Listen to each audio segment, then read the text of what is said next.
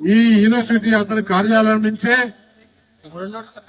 ఇక్కడి నుంచే డబ్బులు పంపిణీ గాని, వైఎస్ఆర్ పార్టీ మెటీరియల్ గాని, జెండాలు గాని, ఇక్కడి నుంచి సర్వేలు గాని చేయడం జరిగింది. ఇక్కడ విద్యార్థులను ఏ విధంగా ఇబ్బందులు పెట్టాడు, అలాగే ఇక్కడ పనిచేసే స్టాఫ్ మాత్రం ఏ విధంగా వదలలేదు. చాలా మందిని రకరకాలుగా ఇబ్బందులు పెట్టి అతను ఏదో ఒక కమాండెంట్ మాదిరి, మిలిటరీ ఆఫీసర్ మాదిరి ఇక్కడ యూనివర్సిటీలో ఉండే సెక్యూరిటీ కాదని ఇతనికి ఒక సెక్యూరిటీ, ఇతను ఆఫీస్ కు చూస్తే చుట్టూ కంచె ఏ విధంగా ఉందో, ఒక జైల్లో కదా బందీలు కదా పెట్టుకున్నట్లు ఎవరు అతని దగ్గర రాకుండా, విద్యార్థులు అతని సమస్యలు చెప్పుకోకుండా ఈ విధంగా పనిచ్చాడు.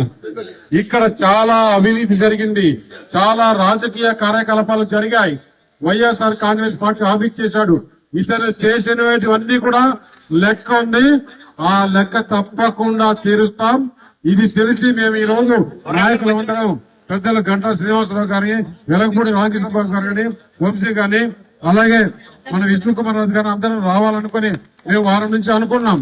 కాకపోతే నాకు పార్లమెంటు వారికి అసెంబ్లీ ఉండి రాలేకపోయాం. కానీ ఇది తెలిసి అతను రాజీనామా చేసి పోయినంత మాత్రాన అతన్ని వదిలే సమస్య లేదు.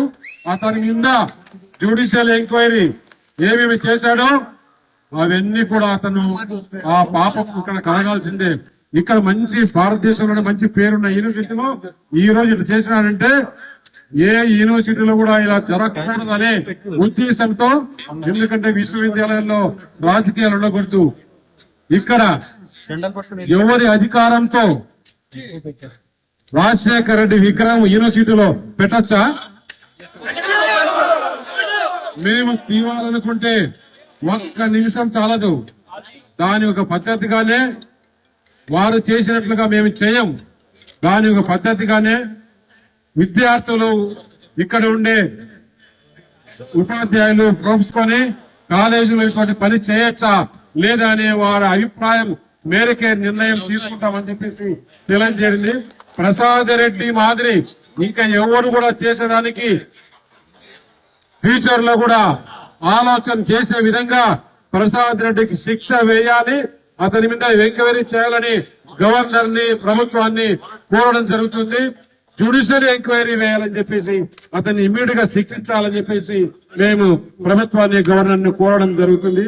మేమందరం కూడా అందరం వెళ్లి గవర్నర్ ని మేము ఎంక్వైరీ చేయాలని కోరుతామని చెప్పేసి రిప్రజెంటేషన్ ఇచ్చాల్సింది చెప్పి తెలియజేస్తూ మిగతా విషయాలు పెద్దలు మాట్లాడతారు.